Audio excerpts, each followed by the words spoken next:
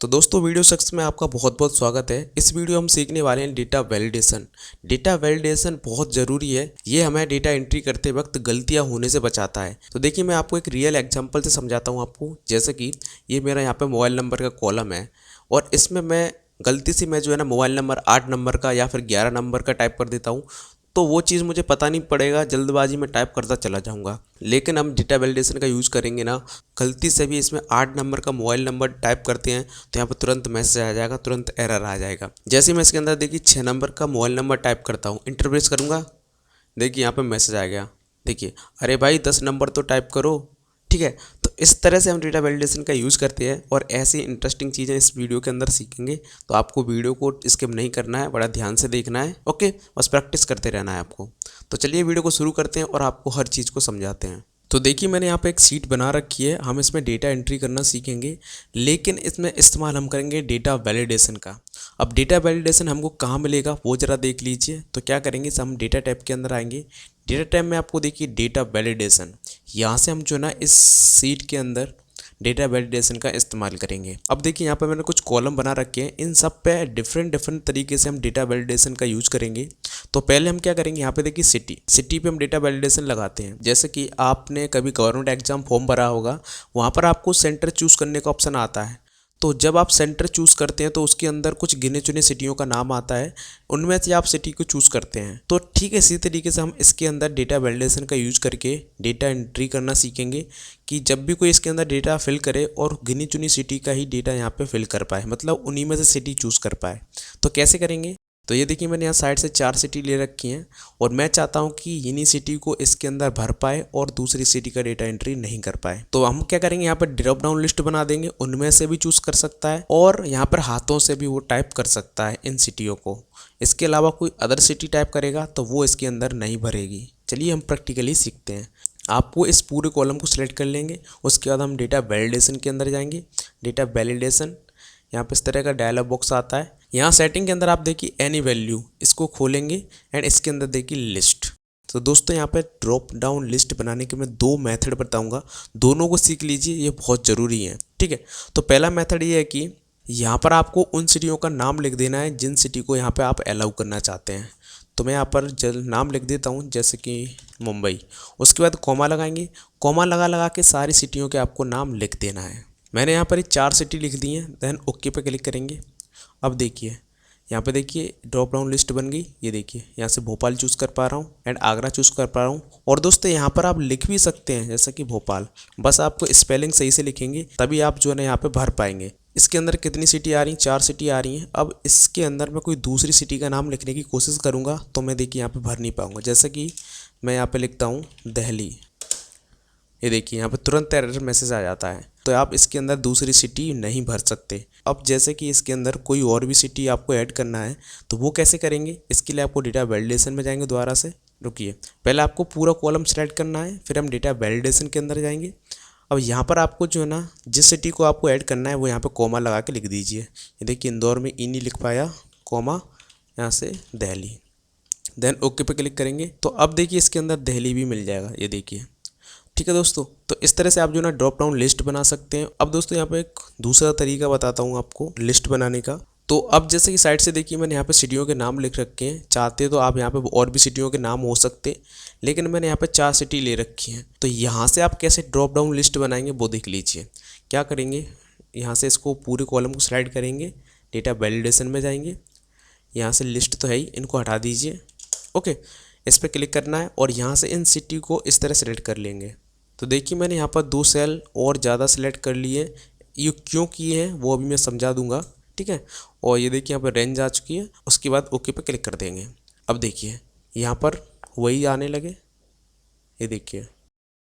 अब दोस्तों जब भी मैंने यहाँ पर ये 2 सेल एक्स्ट्रा सेलेक्ट किए हुए थे तो क्या करूँगा, मैं यहाँ से कुछ शहर के नाम लिख देता हूँ। जैसे कि दिल्ली लिख दिया इसके अंदर और इसके अंदर लिख दिया गोवा। अब देखिए अब वो भी इसके अंदर जहाँ पे शो करने लगेंगे, देखिए गोवा, देखिए दिल्ली। ओके, तो इस तरीके से आप जो है ना यहाँ पे एक्स्ट्रा कॉलम लेके भी आप जो है ना ड्रॉप डाउन लिस्ट बना सकते हैं, जिससे बाद में आप उसमें एड सिटी कर पाओ। नहीं तो आप यहाँ पे लिख लीजिए पहले, उसके बाद फिर से आपको जाना है डेटा वैलिडेशन के अंदर। ठीक है, और यहाँ से इसको इस तरह हटा देंगे, फिर से आप इस सिटी को पूरा सेलेक्ट कर लीजिए। ओके। तो दोस्तों ये दोनों तरीके थे जिस तरीके से आप जो है यहाँ पे ड्रॉप डाउन लिस्ट बना सकते हैं। अब देखिए यहाँ पे देखिए डिपार्टमेंट लिखा हुआ है, तो डिपार्टमेंट की कैसे बनाएंगे हम, जैसे कि ये रहा। तो क्या करेंगे, इसको पूरा सेलेक्ट करेंगे यहाँ से हम जो ना लिस्ट लेंगे, यहाँ सोर्स में आएंगे, उसके बाद इधर साइड से आएंगे, ये मैंने सेलेक्ट किया। ओके, 2 और एक्स्ट्रा सेल कर लेता हूँ, देन ओके पे क्लिक करेंगे। तो देखिए यहाँ पे हमारी ड्रॉप डाउन लिस्ट बन चुकी है। एम्प्लॉई, देखिए HR, ये यहाँ पे इस तरह सेलेक्ट कर सकते हैं। और मैंने यहाँ पे 2 सेल एक्स्ट्रा लिए हुए थे, तो क्या करेंगे यहाँ पे एक प्यून और जोड़ देते हैं। तो अब देखिए इसके अंदर प्यून भी आ चुका होगा, ये देखिए प्यून आ गया। ठीक है दोस्तों, तो इस तरह से आप जो है यहाँ पे ड्रॉप डाउन लिस्ट बना सकते हैं। अब जैसे कि ये देखिए मोबाइल, तो कभी कभी हम जब डेटा एंट्री करते हैं, जैसे उसके अंदर मोबाइल भी एंट्री करना होता है, तो कभी कभी जल्दी में हमसे 9 नंबर का जो मोबाइल नंबर ऐड हो जाता है, कभी 8 रह जाते हैं, कभी 11 हो जाते हैं। तो इस चीज़ से हम बचने के लिए क्या करेंगे, यहाँ पर डेटा वैलिडेशन का यूज़ करेंगे। यहाँ पर मैंने पूरा कॉलम सेलेक्ट कर लिया, डेटा वैलिडेशन में आएंगे और इसके अंदर हम जो है क्या करेंगे, टेक्स्ट के अंदर क्या करेंगे 10 ले लेंगे, क्योंकि हमारा जो नंबर है ना वो 10 नंबर का होता है। सबसे मिनिमम भी 10 रहना चाहिए और मैक्सिमम भी 10 रहना चाहिए। ठीक है, 10 से ना ज़्यादा ना 10 से कम। देन ओके पे क्लिक कर देंगे। अब जैसे मैं यहाँ पे देखिए, तो जैसे कि मैंने यहाँ पे पहले 9 नंबर इनपुट करता हूँ, देखिए 9 नंबर हो गए। जैसे ही इंटर प्रेस करूँगा, ये देखिए यहाँ पर वार्निंग आने लगी। अब जैसे ही मैं यहाँ पे 10 नंबर डालूँगा, देन इंटर प्रेस करूँगा, देखिए यहाँ पर तुरंत इसने ले लिया। थोड़े से भी कम नंबर डालूंगा, यहाँ पर नहीं लेगा। तो इस तरीके से आप जो है ना यहाँ पे रिस्ट्रिक्शन लगा सकते हैं। यहाँ पे देखिए एज, तो यहाँ पर आप दोस्तों एज पर भी रिस्ट्रिक्शन लगा सकते हैं कि आप चाहते हैं 20 साल से लेकर 35 साल तक के लोगों का यहाँ पर डेटा आप भर पाएँ। ओके, तो यहाँ से हम क्या करेंगे, होल डेसिमल में जाएंगे। देन यहाँ से मैं चाहता हूँ कि तो 18 एज से लेकर 30 साल तक के लोगों का ही डेटा यहाँ पे इनपुट हो पाए। देन ओके पे क्लिक करेंगे। अब जैसे ही मैं 18 टाइप करता हूँ, इंटर हो जाएगा। देखिए 25 करता हूँ, हो जाएगा। जैसे ही मैं 18 से नीचे का करने की कोशिश करता हूँ, ये देखिए यहाँ पे वार्निंग आ गई। और 35 करता हूँ, ये देखिए वार्निंग आ गई। तो 18 से और 30 के बीच में जितने भी लोग का एज है ना, वो यहाँ पर डेटा एंट्री कर सकते हैं। ओके दोस्तों, अब देखते हैं यहाँ पर डॉक्यूमेंट। आपने कभी देखा होगा मोबाइल में फॉर्म भरते हुए ऑनलाइन शॉप पे, क्या आप किस डॉक्यूमेंट को लगाना चाहते हैं, Aadhaar card, voter card, PAN card, जो भी हो वो यहाँ पे लगा सकते हैं। तो वो यहाँ पे चूज़ करेंगे ना पहले कि हम क्या लगा रहे हैं। तो उस तरह की यहाँ पे ड्रॉप डाउन लिस्ट भी बना सकते हैं। तो क्या करेंगे, सेलेक्ट करेंगे, इसके अंदर जाएंगे, यहाँ से लिस्ट, देन यहाँ पर लिख देंगे, ये देखिए मैंने लिस्ट बना दी। देन ओके पे क्लिक कर देंगे। अब इसके अंदर से आप जो ना, ये देखिए यहाँ पर चूज़ कर पा रहे हैं। और इसके अंदर कुछ और डालने की कोशिश करोगे तो वो यहाँ पे टाइप नहीं कर पाओगे, जैसे कि मार्कशीट, ये देखिए यहाँ पे इंटर नहीं कर पा रहा हूँ। अब आधार कार्ड में आप लगा सकते हैं, जैसे कि आधार कार्ड में हमारे 12 नंबर होते हैं। तो मैंने बताया था, यहाँ से आप क्या कीजिए, होल नंबर यहाँ से देखिए टेक्स्ट लीजिए और यहाँ पे 12 डाल दीजिए। देखिए मिनिमम और मैक्सिमम में 12 डाल दिया, क्योंकि आधार कार्ड का नंबर जो है ना हमारा 12 नंबर का होता है। तो मैं यहाँ पे देखिए 12 नंबर टाइप कर देता हूँ। ये देखिए यहाँ पे एक्सेप्ट कर लिया। अब जैसे ही इसे कम का करता हूँ, तो देखिए एक्सेप्ट नहीं कर रहा है। अब एक चीज़ आपको देखने को मिल रही होगी, यहाँ पे बार बार ये मैसेज आ रहा है। तो इस मैसेज में क्या लिख के आ रहा है, सब इंग्लिश में लिख के आ रहा है, लेकिन मुझे समझ में नहीं आ रहा है। किसी भाई को इंग्लिश नहीं आती है तो वो नहीं समझ पा रहा होगा क्या मैसेज लिख के आ रहा है। तो यहाँ पर आप मैसेज को भी मॉडिफाई कर सकते हैं। तो कैसे करेंगे वो ज़रा समझते हैं। अब जैसे कि मोबाइल नंबर है, इसको मैंने सेलेक्ट किया, मोबाइल नंबर को, डेटा वैलिडेशन में जाएंगे, यहाँ से देखिए एरर आ गया। अब एरर में अब देखिए इसके अंदर आपको 3 तरह के स्टाइल मिल जाएंगी। तो पहले हम देखते हैं स्टॉप, यहाँ पे लिख देते हैं रॉन्ग इनपुट, या फिर देखिए हिंदी में भी लिख देता हूँ गलत टाइप। और इसके अंदर लिख देते हैं, चलो हिंदी में लिख देता हूँ, अरे भाई 10 नंबर तो टाइप करो। देन ओके पे क्लिक कर देंगे। अब दोस्तों जैसे मैं यहाँ पर 10 नंबर टाइप नहीं करता हूँ, तो देखिए क्या लिख के आता है, ये देखिए वार्निंग मैसेज आ गया। देखिए रॉन्ग इनपुट, गलत टाइप, अरे भाई 10 नंबर तो टाइप करो। इस तरह से यहाँ पे ये मैसेज लिख के आएगा। ठीक है, तो आप यहाँ पर सब पे ये मैसेज लगा सकते हैं अलग अलग।